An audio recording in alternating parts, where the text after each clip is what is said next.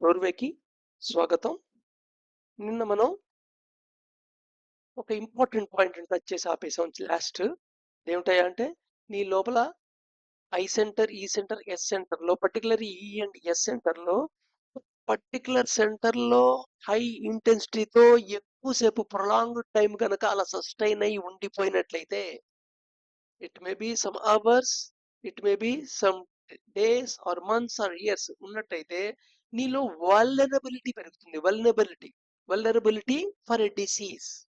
So ఇది root cause ఇదనమాట. So psychosomatic diseases కి కొన్ని రకాల క్రానిక్ డిసీజెస్ కి క్రానిక్ డిసీజెస్ ఎలాంటివంటే ఆయాసము, diabetes or pressure variations, blood pressure, low blood pressure, high blood pressure, ఇలాగ చాలా డిసీజెస్ కి రూట్ కాజ్ ఉంటుంది లోపల.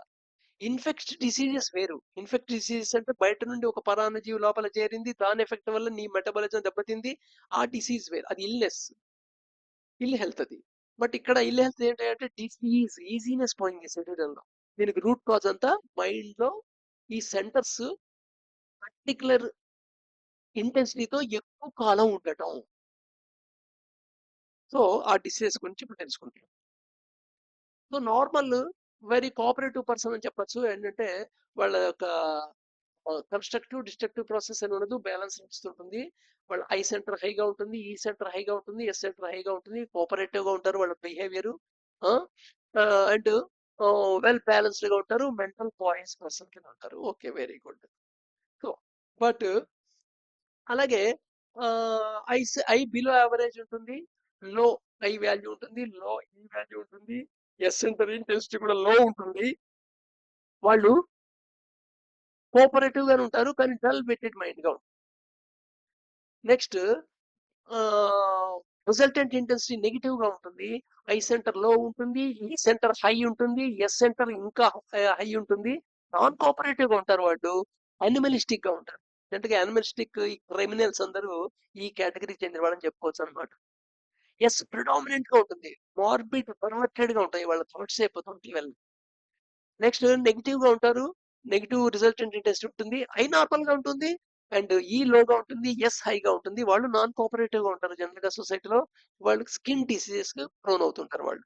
సో పర్టికులర్ గా ఎస్ సెంటర్ హైలో ఉండి ఈ కండిషన్ మెయింటైన్ అవుతోంది, ఎక్కువ కాలం ఎక్కువ డేస్, ఎక్కువ మంత్స్ అలా మెయింటైన్ అయిందంటే జన్ ఈ డిసీజ్ కింద మేనిఫెస్ట్ అవుతుంది అనమాట, స్కిన్ డిసీజ్ కింద. అలాగే ఈ నెగిటివ్ ఉంటుంది బట్ నాన్ డామినెంట్ స్టేట్ లో ఉంటుంది. ఐ హైగానే ఉంటుంది, ఈ హైగానే ఉంటుంది, బట్ ఎస్ లోగా ఉంటుంది. వీళ్ళు నాన్ కోఆపరేటివ్ గా ఉంటారు. నర్వస్ బ్రేక్ డౌన్ ఉంటుంటాయి జనరల్ గా, ఫిట్స్ రావటం, ఇలాగా బ్రెయిన్ సంబంధించిన డిసీజెస్ వచ్చే ఛాన్సెస్ ఎక్కువ ఉంటాయి, పర్సనాలిటీ డిజార్డర్స్. అలాగే ఆ ఈ లిటిల్ నెగిటివ్ ఉంటుంది, ఐ నార్మల్ గానే ఉంటుంది ఇంటెన్సిటీ, ఈ లోగా ఉంటుంది, ఎస్ లోగా ఉంటుంది. వీళ్ళు నాన్ కోఆపరేటివ్ ఉంటారు. మైనర్ బాడీ కంప్లైంట్స్ ఉంటాయి జనరల్ వీళ్ళకి, సైకోసోమాటిక్ డిసీజ్ అంటారు. ఇవి మెడికల్ టెస్ట్లో బయటపడవు, కానీ వాళ్ళు చెప్తుంటారు మాకు ఈ లోగం ఉంది, నొప్పి ఉంది అంటారు, కానీ నొప్పి కారణం కనపడదు. అలాగనమాట బాడీలీ కంప్లైంట్స్ ఉంటుంటాయి వాళ్ళకి. నెక్స్ట్ అలాగే ఎస్ పాజిటివ్ ఉంటుంది, నాన్ డామినేటివ్ గా ఉంటుంది, ఐ నార్మల్ గానే ఉంటుంది, ఈ లోగా ఉంటుంది, ఎస్ చాలా హైగా ఉంటుంది, నాన్ కోఆపరేటివ్ గా ఉంటారు. వాళ్ళు డఫ్ అండ్ మ్యూట్ చిల్డ్రన్ కింద ఉంటారు. అంటే ఇది అంటే ఇది ఎందుకు ఇలాగా ఈ స్టార్టింగ్ నీకు పుట్టుకతో ఇలాంటి స్టేటస్ తో బ్రెయిన్ ఎందుకు పుట్టింది, ఎందుకుంది అనేది ఇట్స్ ఇన్ఎక్స్ప్లెయినబుల్. ఒక రకంగా చెప్పాలంటే జెనెటికల్ కారణాలు అంటారు, మ్యూటేషన్స్ అంటారు, మామూలుగా అయితే కర్మ సిద్ధాంతం చెప్తుంటారు. సో ఆ డెప్త్ లోకి ఇప్పుడు వెళ్ళొద్దు మనం, ప్లస్ మనకు తెలుసుకుందాం. ఇది ఒక రీజన్. అంటే డెఫ్ టు మ్యూట్ ఉన్న చిల్డ్రన్ అందరికి ఇలా ఉందని చెప్పలేము, బట్ రూట్ కాజ్ మైండ్ లో ఇక్కడ ఉంటుంది.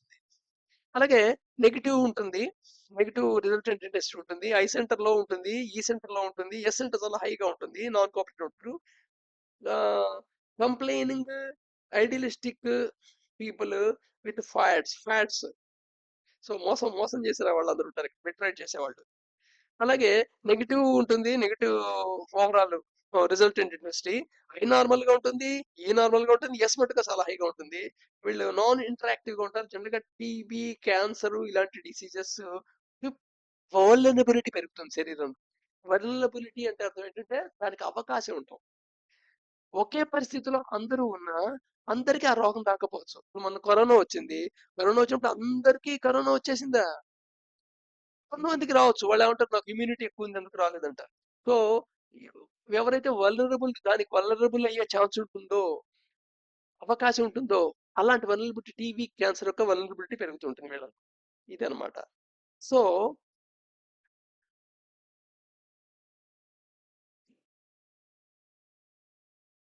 నెక్స్ట్ చాలా ఇంపార్టెంట్ ఇది. So from childhood a balance account is operated for resultant industry. మనం పుట్టుకతోనే ఒక సమ్ సీజబుల్ ఎనర్జీతో స్టార్ట్ అవుతుంది నీ జర్నీ, లైఫ్ జర్నీ. సో నువ్వు పుట్టినప్పటి నుండి లోపలికి ఇంపల్సెస్ లోపలికి రకరకాలుగా ఎన్విరాన్మెంట్ లోంచి కండిషన్స్ వల్ల నువ్వు పెరిగే పరిస్థితులను బట్టి, నీ ఫ్రెండ్స్ బట్టి, ఫ్యామిలీ బట్టి, ఫ్యామిలీ బ్యాక్గ్రౌండ్ బట్టి, ఫ్యామిలీ పరిస్థితులు బట్టి నువ్వు ఏ రకరకాల ఇంపల్సెస్ రిసీవ్ చేసుకుంటుంటావు. అండ్ డీకోడింగ్ ప్రాసెస్ అవుతుంటుంది. లోపల ప్యూర్ ఎనర్జీ అక్యుములేట్ అవుతుంటుంది. ఈ అక్యుములేట్ అవుతుంటుంది, థాట్ రూపంలో కొంత ఖర్చు అవుతుంటుంది, మొత్తం మీద కొంత అక్యుములేట్ అవుతుంటుంది. ఇది పర్టికులర్ యావరేజ్ వాల్యూ కంటే కొంత మాక్సిమం వచ్చినా, కొంచెం మినిమం వచ్చినా లోపల ఆటోమేటిక్ ఫ్యూజెస్ ఉంటాయని చెప్పాను. So maximum value certain limit దాటిందంటే అది నాన్ హార్మోనిక్ ఇన్హార్మోనిక్ గా ప్రాసెస్ అయిందైతే ఖచ్చితంగా అది సెక్షువల్ ఎనర్జీ కింద అవుట్పుట్ లీక్ అయిపోతుంది. లేదా మినిమం వచ్చిందంటే స్లీప్ యాటిట్యూడ్ పెరుగుతుంటుంది. అంటే ఇది కాకుండా ఈ ప్యూర్ ఎనర్జీ అనేది ప్లస్ స్టేట్ లో ఉండొచ్చు, మైనస్ స్టేట్ లో ఉండొచ్చు. ప్లస్ స్టేట్ కింద రావచ్చు, మైనస్ స్టేట్ లో ప్లస్ వచ్చి హార్మోనిక్ వల్ల ప్లస్ రావచ్చు, హార్మోనిక్ వల్ల మైనస్ రావచ్చు. అదే హార్మోనిక్ నాన్ హార్మోనిక్ వల్ల ప్లస్ రావచ్చు, నాన్ హార్మోనిక్ వల్ల మైనస్ రావచ్చు. సో రైట్, ఇక్కడ ఏదొచ్చినా సపోజ్ ప్లస్ వస్తే మటుకు అది స్పిరిచువల్ ఎవల్యూషన్ పనికొస్తుందని అంతకుముందు తెలుసుకున్నాం మనం. ప్లస్ వాల్యూ వచ్చి ఉండి అది హార్మోనిక్ గా ఉంటే మటుకు స్పిరిచువల్ ఎవల్యూషన్ వస్తుంది. నెగిటివ్ మైనస్ వాల్యూ ఉండి హార్మోనిక్ వస్తే స్పిరిచువల్ ఎవల్యూషన్ రాదు, బట్ కొంతవరకే ఛాన్స్ ఉంటుంది. 2 యూనిట్స్ దాకా అక్యుములేట్ అవుతారు, ఆ తర్వాత వాళ్ళకి అక్యుములేట్ అయ్యే ఛాన్స్ ఉండదు. బట్ వాళ్ళు సక్సెస్ఫుల్ గానే కనుపుతుంటారు.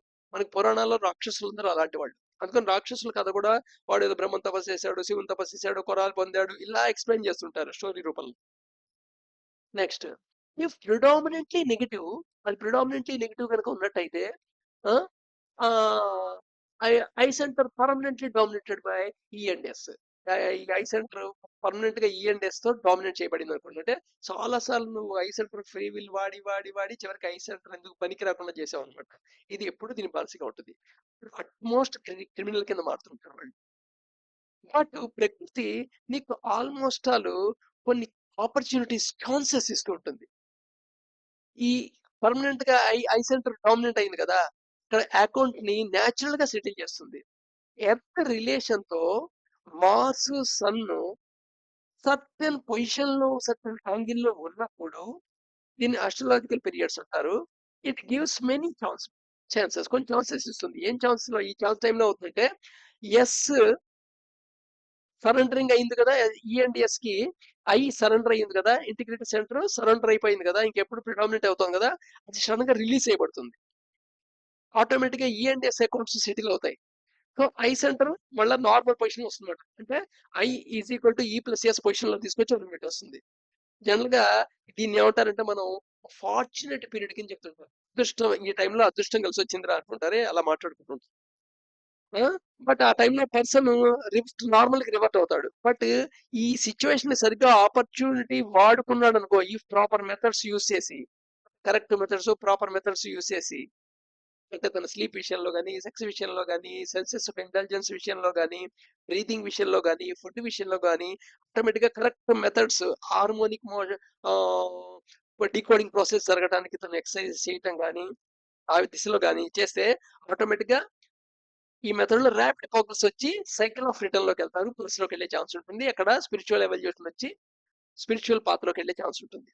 బట్ మోస్ట్ కేసెస్ లో అవుతుంటే fall back if properly not utilized and use will or resolutions. కానీ ఆ టైంలో రిజల్యూషన్లు విల్ పవర్ వాడేసి రిజల్యూషన్స్ పెట్టుకొని రిజల్యూషన్స్ నిర్ణయాలు తీసుకొని మళ్ళా ఫాల్ బ్యాక్ అవుతాడు. ఇప్పుడు మళ్ళీ మైనస్ సెంటర్ లోకి వస్తాడు, మళ్ళా సేమ్ ఇదే సిచ్యువేషన్ వస్తుంది.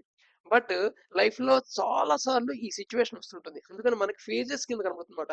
ఈ ఫేజ్ లో చాలా బాగా జరిగింది, ఈ ఫేజ్ అంతా కష్టంగా నడిచింది, ఈ ఫేజ్ అంతా చాలా కష్టం, బాగా బాధలతో సఫరింగ్ తో నడిచింది. ఇలా సైక్లిక్ ప్రాసెస్ మనకు కనబడుతుంటుంది లైఫ్ లో. Such opportunities are given to everyone. ఇలాంటి ఆపర్చునిటీలు ఏమిటి ప్రకృతి సిద్ధంగా యూనివర్స్ లో ఎందుకు వస్తున్నాయంటే, for simple reason, nature wants man to evolve. మనిషి ఎవాల్వ్ అవ్వాలి. మనిషి ఎవాల్వ్ అవ్వాలి, స్పిరిచువల్ పాత్రలోకి వెళ్ళాలి అనే ఉద్దేశంతో ఇస్తూ ఉంటుందన్నమాట. బట్ ఈ టైంలో జస్ట్ ఒక అదృష్టమైన పెళ్లి కింద భావించి ఆ టైంలో కూడా తను ఆ, ఆ, మామూలుగానే ప్రవర్తిస్తుంటాడు. జస్ట్ తను చివరికి మళ్ళా పాత కండిషన్ కి వచ్చేస్తుంటుంది. ఏ కండిషన్ అది? ఈఎన్ఎస్ సెంటర్స్ ఇన్హార్మోనిక్ గా పనిచేస్తుంటాయి. చివరికి ఐ ప్రిడామినెంట్ అవుతుంది. కంప్లీట్ గా సరెండర్ అయిపోయి ఉంటుంది. ఇదనమాట సైకిల్ పొజిషన్.